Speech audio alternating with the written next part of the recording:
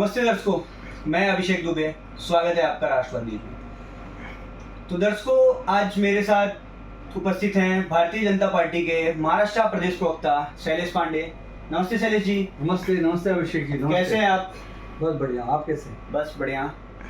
तो दर्शकों, लोकसभा चुनाव के मद्देनजर रखते हुए कुछ बातें जानेंगे आज शैलेश जी से हम। तो शैलेश जी, अभी जैसा कि लोकसभा का चुनाव का माहौल चल रहा है, गहमागहमी चल रही है, सब पार्टियां आपस में लड़ रही हैं, भिड़ रही हैं और इलेक्शन भी चल रहा है। इस बीच में अभी हाल ही में एक कोलकाता हाईकोर्ट का निर्णय आया है जिसमें कि उन्होंने ओबीसी के आरक्षण को रद्द कर दिया है। तो कैसा, कहाँ तक आपको ये सही लग रहा है? देखिए, इस वक्त जो ये निर्णय आया कोलकाता हाईकोर्ट का, वो एक तरह का प्रमाण देता है, साक्ष्य देता है और न्याय देता है कि देश में किस तरह से एनडीए अलायंस और विशेष तौर से राहुल गांधी जो पूरे देश में घूम घूम कर ये भ्रम फैला रहे थे, अफवाह फैला रहे हैं कि संविधान खतरे में है, तो उसका ये मुंहतोड़ जवाब है जो कोलकाता हाईकोर्ट ने निर्णय देकर ओबीसी आरक्षण को वहां पर रद्द करा है। वो इस तरह से, क्योंकि हमारे जो संविधान है, संविधान में डॉक्टर बाबा साहब आम्बेडकर जी ने संविधान में स्पष्ट तौर से कहा गया है कि धर्म के आधार पर आरक्षण नहीं दिया जा सकता। ये हमारा संविधान है, ये कानून है। लेकिन पश्चिम बंगाल में ममता बनर्जी की टीएमसी सरकार ने 10 साल पहले कानून को तोड़कर, संविधान को धता बताकर वहां पर मुसलमान समाज को आरक्षण दिया था। और आरक्षण तो दिया ही दिया। किस तरह से ओबीसी जो अदर बैकवर्ड कास्ट होता है, पिछड़ा समाज होता है हिंदुस्तान का, उस पिछड़े समाज के साथ अन्याय अत्याचार किया, उनके हक को छीनते हुए, ओबीसी समाज के हक को छीनते हुए 77 मुस्लिम समाज की अलग 77 जातियों को ओबीसी समाज में घुसाने का काम किया।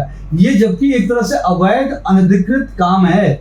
जिस तरह से बांग्लादेशी घुसपैठिए हिंदुस्तान में घुसाए गए और रोहिंग्या घुसाए गए, उसी तरह से पश्चिम बंगाल में जबकि संविधान का खंडन करके, संविधान को धता बता के, संविधान का उल्लंघन करके, संविधान को तोड़ के मुस्लिम समाज को वहां पर ओबीसी में समाहित किया गया।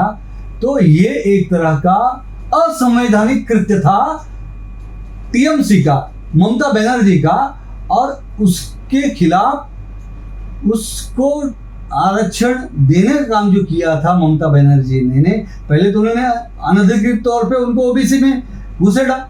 जबकि आज मुस्लिम समाज के लोग क्या कहते हैं कि भाई हमारे धर्म में तो सब समान है, सब समान है, तो फिर ये जातियां कहां से आ गई? और वो भी 77 जातियां आ गई। और सबसे बड़ी बात ये कि जो आरक्षण दिया गया पश्चिम बंगाल में, उसमें से 65 से ज्यादा % मुसलमानों को ओबीसी का आरक्षण दिया गया और सिर्फ 35% हिंदू समाज के ओबीसी को आरक्षण दिया गया। मतलब हिंदू समाज के अति पिछड़े समाज के साथ कितना बड़ा अन्याय करने का काम ये ममता बनर्जी ने किया, ये पाप किया। और आज उस पाप को कलकत्ता हाईकोर्ट ने उनके निर्णय को रद्द किया है। उनके जो उन्होंने समावेश किया था गलत तरीके से, असंवैधानिक तरह से, उसको रद्द किया है और उस आरक्षण को रद्द किया है। हम हाईकोर्ट के निर्णय का बहुत हृदय से स्वागत करते हैं। लेकिन आपने देखा होगा टेलीविजन पे, ममता बनर्जी ने उनके तृणमूल कांग्रेस की चुनाव सभाओं में माइक पे दहाड़ के कहा कि हमारा सरकार, टीएमसी की सरकार, ये आरक्षण रद्द नहीं करने देगी, हम इसको मानते ही नहीं, हम कोर्ट के निर्णय को नहीं मानते। बताइए, इस देश में पहले तो ममता बनर्जी ने असंवैधानिक काम किया जो संविधान में नहीं लिखा है। संविधान में लिखा है कि धर्म के आधार पर आरक्षण नहीं दिया जा सकता, तो इन्होंने धर्म के आधार पर जबरदस्ती आरक्षण दिया, उनको ओबीसी में जबरदस्ती ठूसा। इनके दामाद लगते हैं क्या ये? उनके परिवार के अभिन्न रिश्तेदार है, कुटुंब है ये।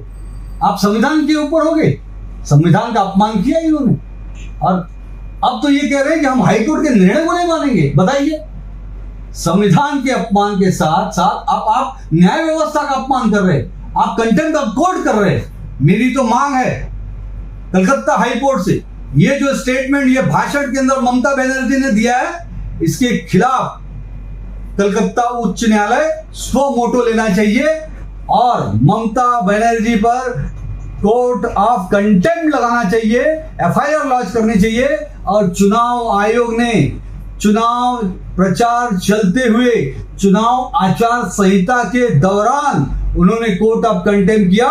इस तरह से एक धर्म के लोगों का उन्होंने प्रोटेक्शन किया, चुनाव में लालच दिया। इसके लिए चुनाव आयोग ने भी चुनाव आचार संहिता का उल्लंघन का केस ममता बनर्जी पर दाखिल करना चाहिए।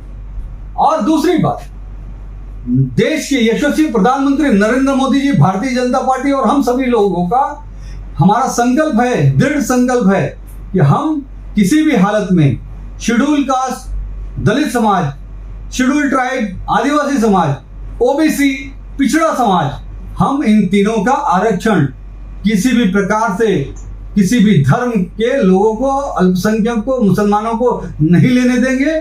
और जहां भी दिया है, आज जैसे देखिए, भगवान के घर देर है अंधेर नहीं, ये देश के लोगों को समझना चाहिए। आज हाई कोर्ट ने इसको रद्द किया, अब ऐसे ही कर्नाटक में जो कांग्रेस ने दिया हुआ है आरक्षण मुसलमानों को, वो भी रद्द होगा। आंध्रा में जो दिया है वो भी रद्द होगा। और हम पूरे देश में आदिवासी समाज, दलित समाज, किसी समाज, पिछड़ा समाज, गरीब समाज के साथ किसी भी प्रकार का अन्याय अत्याचार नहीं होने देंगे। हम इस संविधान की रक्षा करेंगे और संविधान के आधार पे जो भी आरक्षण दिए गए हैं, ये आरक्षण उन्हीं के लिए लागू रहेगा। ये हम इसके लिए कृत संकल्प है। दूसरा ये था कि पश्चिम बंगाल में हाल ही में चुनाव प्रचार के दौरान एक भारतीय जनता पार्टी की महिला कार्यकर्ता का मृत्यु हो गया, तो इसको लेके क्या प्रतिक्रिया है? देखिए, ये तो ममता बनर्जी, टीएमसी, मैं तो कहूंगा ये क्रूर लोग हैं, क्रूर लोग हैं। जिस तरह से भारतीय जनता पार्टी की एक महिला की हत्या वहां पर उन्होंने किया, मैं इसका कठोरतम शब्दों में भर्त्सना करता हूं, निंदा करता हूं। और मैं तो राष्ट्रपति जी से मांग करता हूं, जिस तरह से अभी ये भारतीय जनता पार्टी की महिला की हत्या की गई क्रूर तरीके से, भारतीय जनता पार्टी के अनेक कार्यकर्ताओं के इसके पहले हत्या की गई, मारपीट की जा रही है, वहां पे तांडव मचाया गया है, वहां पे कानून व्यवस्था नाम की कोई चीज ही नहीं है। इसके थोड़े दिनों पहले संदेश खाली में हजारों माताओं बहनों के साथ जिस तरह से एक टीएमसी पार्टी का विधायक जो आज जेल के सलाखों के पीछे है, उसने किस तरह से अत्याचार अन्याय किया था। आज ये सारी घटनाएं देखते हुए वहां पर तुरंत राष्ट्रपति शासन लगाना चाहिए। वहां का जो भी अभी 2 सत्र का चुनाव बचा हुआ है, 2 चरण का, उस वहां पर भारत सरकार, चुनाव आयोग वहां पर केंद्र के माध्यम से, भारतीय सेना के माध्यम से वहां पर राष्ट्रपति शासन लगाकर चुनाव ले, तो ही वहां पर सही चुनाव होगा। वरना माँ बहन बेटियों की इज्जत, उनकी जान खतरे में है। जिस तरह के वारदात संदेश खाली में हुए, जिस तरह से भारतीय जनता पार्टी की महिला की हत्या की गई, वहां लोकतंत्र की हत्या हुई है।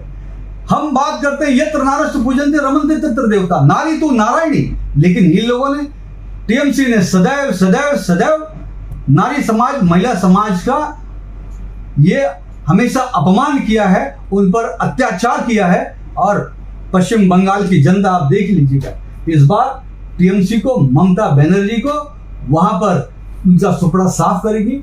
और आने वाले चुनाव में जो दो चरण का चुनाव बचा है, उसमें आप देखेंगे इनके सारे लोगों के डिपॉजिट जब्त हो जाएंगे। तो दर्शकों, ये थे भारतीय जनता पार्टी के महाराष्ट्र प्रदेश प्रवक्ता शैलेश पांडे, जिन्होंने बड़ी ही बेबाकी से हमारे सब प्रश्नों का जवाब दिया है। तो फिर मिलेंगे दोस्तों नए मुद्दे के साथ, बने रहिए राष्ट्रवाद न्यूज में। तब तक के लिए धन्यवाद।